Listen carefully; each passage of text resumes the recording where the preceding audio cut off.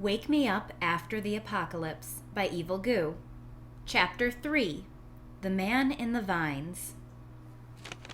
Day 22. He recognizes me, but he doesn't trust me. Doesn't matter. The scholars offered him a safe space to work. He's been researching the vines. The Redvine killed everyone on the frozen side of his island, with a few exceptions. He said there were previously devil fruit users there, but that they were gone. He did not elaborate. When we told him about the bodies we had found previously, he seemed surprised. He hadn't seen the vines preserve bodies before. He'd only seen dried up husks, like mummies. That was on day 5. His calendar matches mine. The vines work quickly. He also knew why our fallen scholars had been coughing. He had studied the spores. There are spores that come off the plant. Law has equipment to study them. We had no idea about the spores. He's going to be useful. We're helping him load it all up to Witheria. We're safe here. His research is the most important thing right now. I really hope they're okay. Day 40. Picked up a whole family. They survived on a mountain. Vines were close. Law says they're clear of spores. He worries about us picking up someone infected by them. We still don't really understand what the spores do, other than, apparently, kill people. Law is worried they may not always kill, but could be carried. Law didn't want to risk saving the family. Good thing he's not in charge here. I hope we find them, too. Day 41. The woman is named Zifa. She's a botanist and farmer and very smart. We could use her. We don't grow a sustainable amount of food up here. The scholars used to trade to supplement. We need to convert some weather gardens into food gardens. Her husband is Ben. He's a playwright, absolutely useless. They have 2 kids, Haley, 14 and obnoxious, and Bee, 8 and tolerable. Law finally came around on our rescue decision when they had more information for us. The doctor lives for more information. Keeping him informed just may be the key to beating this thing. He has a lab set up now. Zifa told us the people in her village were all asleep. The vines attach themselves to them. They sleep like the dead. I wonder if Alta and Gerardo were really dead. Maybe the spores don't kill? Law thinks the vines feed on the sleeping people. I don't know if they're the lucky ones or if the husks are. It sends chills up my spine to think of being used by that monster for food. I hope I don't have to find out firsthand, one way or the other.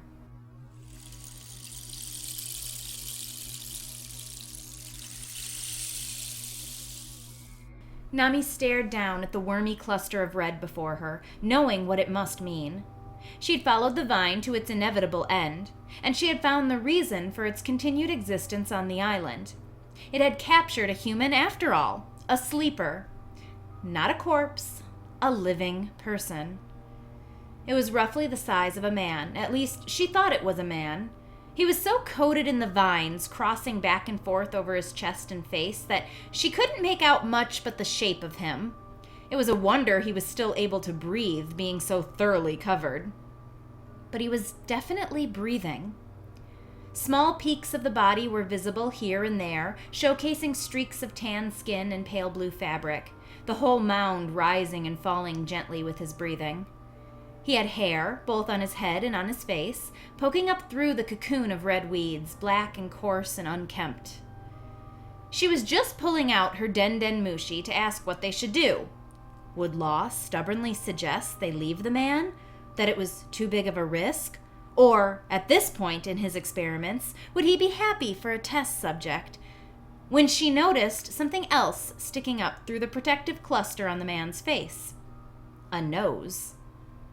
A long nose. Her heart did a funny little jump in her chest, as if she had been punched and the organ was trying to flip itself around and out of the way. Her blood was pounding in her ears, even as she tried to remind herself that plenty of people had that particular facial feature. It didn't mean it didn't necessarily signify. Oh God, she saw it then, clutched in an exposed fist and largely ignored by the grasping tendrils of the plant as it grew. The vines could grow at a rate of 1 kilometer an hour, or at least that's what they had clocked it at. In the oceans, it could grow much, much faster. After all, it had taken the entire planet in days. Maybe he'd been sleeping when it had overtaken him. Or maybe, based on the familiar weapon at hand, he'd gone down fighting. The spores paralyzed him, and he'd fallen helpless, watching as the bloody tendrils grew closer and closer, watched as they slipped into his veins and ears and mouth, and... No, not helpful. "Law!" she yelled, a little louder than she meant to, into her device. Her voice was strained and choking on itself, even to her own ears. "What's wrong?" he asked, too calm. Trust Law to never panic. His calm guidance had gotten her, and a couple of the others on the expedition team, out of tough scrapes before. It paid when panic and stress was evicting all logic and reason from your brain to have a clear, objective voice on the other end to guide you. How many panacea doses have you made?" "You found people? They're alive?" "Just one," she answered, still very loud in the dead silence of the empty forest. "Law, we're taking him. He's one of mine." Silence, of the thoughtful variety from the other end. It amazed her how clearly she could interpret the intention of his silences, almost as if he were actually speaking. There really was no choice, working closely for so long with the stiff and distant pirate, but to develop some understanding of his quirks. They understood one another. When she said the sleeper was hers, he knew what she meant. Nakama. The word meant something to him, too, once upon a time. "I'm cutting him loose." "Wait, Namiya." No, I don't think I will. Check your mask again. Put on your gloves so you don't cut yourself and get exposed to the spores. If I have to expend with 2 doses of panacea today, I'll be very unhappy. She nodded, even though she knew he couldn't see her. The routine, run through step by step, was helpful to her shocked brain. She was moving on autopilot, trying to control her body against the pumping of adrenaline.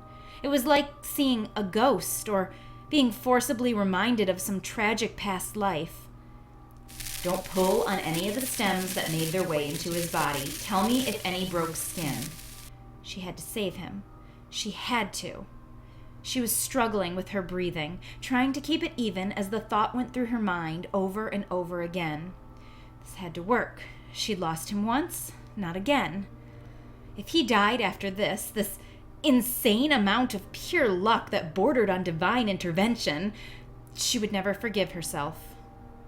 "I'll be coming down soon. I can create a room to help move him. Quarantine procedures for all 3 of us as soon as we're home." She nodded to no one again. She knew somewhere in the back of her mind that she should refuse. Law should send one of the other boots down instead. He was never sent on missions, despite his immense devil fruit power. He was so important. But he was a doctor. He could save her nakama. "You have your machete? Cut carefully. Again, do not cut yourself." "Yeah, I got it, Mom," she mumbled, in a half-hearted attempt at being snarky. It came out impossibly weak. She made sure to stand far enough back, aiming at a point well away from his body, but not so far away that the vines would be too heavy to remove. She placed the tip of the blade inches from where she decided to cut, finding a spot braced against a log so it wouldn't just sink into the moist ground, and let out a deep breath very slowly, fogging her mask a little. She raised her arms high, and with one fell swoop brought her blade down hard. The blade made a disgusting, wet, squelching sound as it buried itself into the vine. Nami was convinced the thing wasn't actually a plant. It had a glossy, quivering surface, and when you cut it, it bled, thick and red. Redvine always seemed more viscous than any plant had any right to exist, which probably added some fuel to Law's nerdy space monster theory. She tugged at the machete, pulling it free. She'd made it about halfway through, and predictably, the plant was working fast to do two things.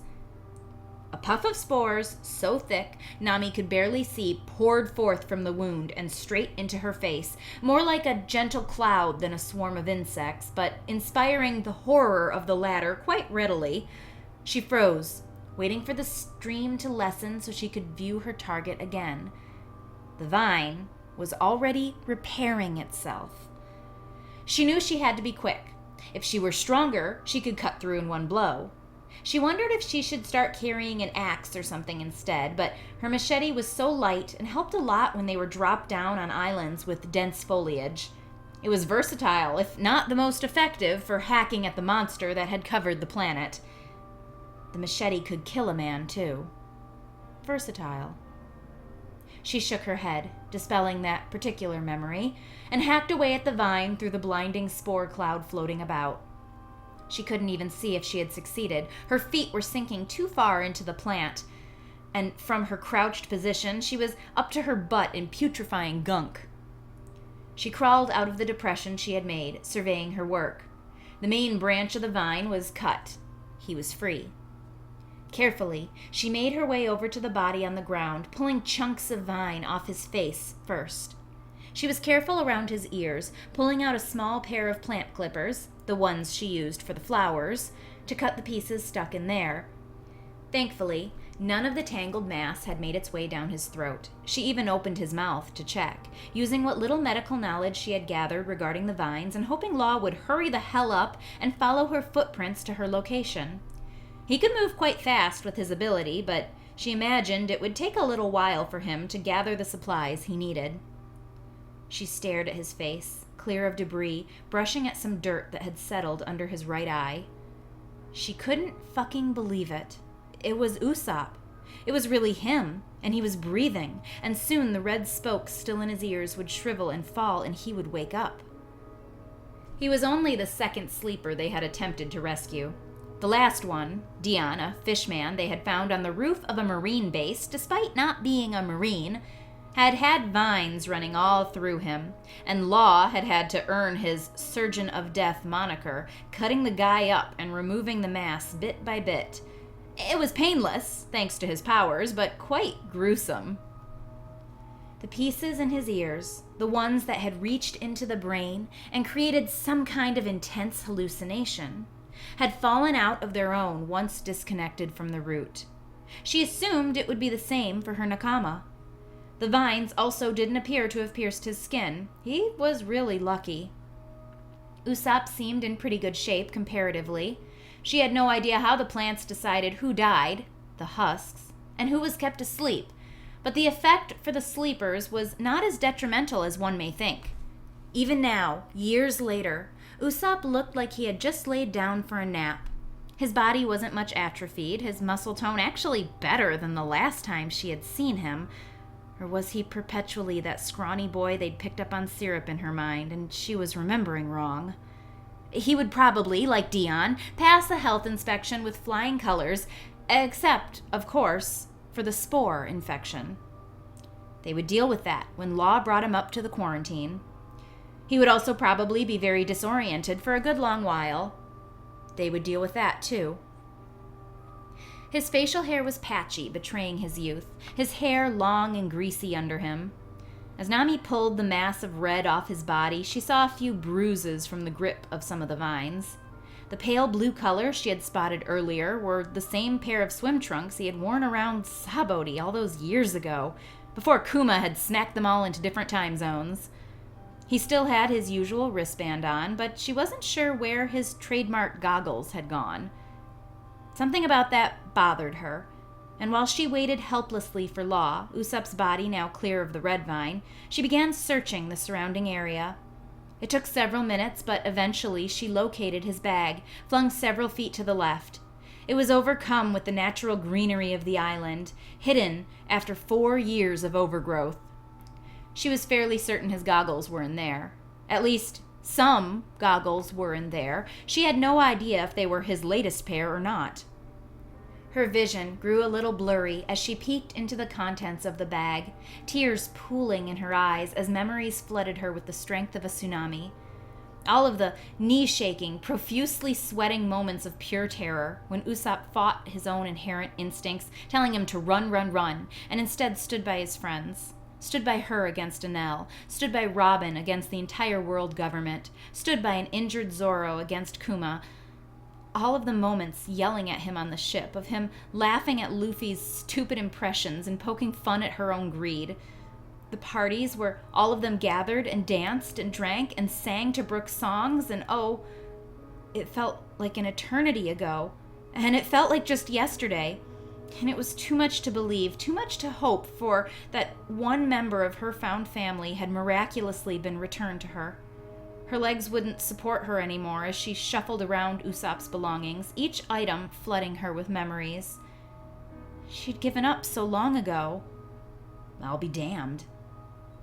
She was sitting in the gunk, staring down at Usopp and hugging the moldy old bag to her chest like a precious treasure when Law appeared.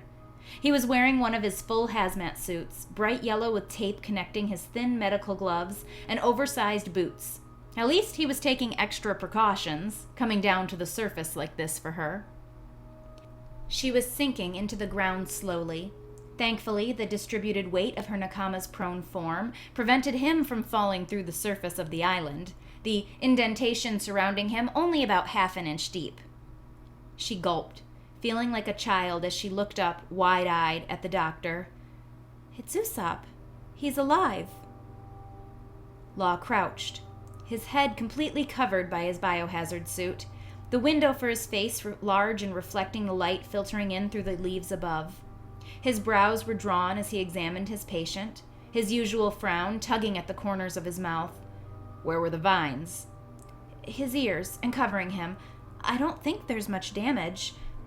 Law nodded, one medical gloved hand pressing to Usopp's neck to check his pulse, his eyes on a watch on his wrist. He had his medical bag, but he didn't open it. Maybe didn't need to on the field. We'll get him back to Witheria. We'll have to burn everything, you know. He nodded at her without looking, and she knew he was indicating the bag. She felt oddly startled by the pronouncement, even as she acknowledged the logic in it. Not everything. We can disinfect his kabuto, and... She shuffled through his bag, pulling out his sketchbook and frowning. Probably couldn't save that, though it hurt her heart to throw it back in the bag. She pulled out the goggles triumphantly, gripping them a bit hard. And these! We can keep these! With great regret, she placed the bag on the ground beside her, frowning down at it. Better to leave it here, rather than carry it back just to have it incinerated. Law released a long-suffering sigh, but he appeared to acquiesce. All right, let's get him home.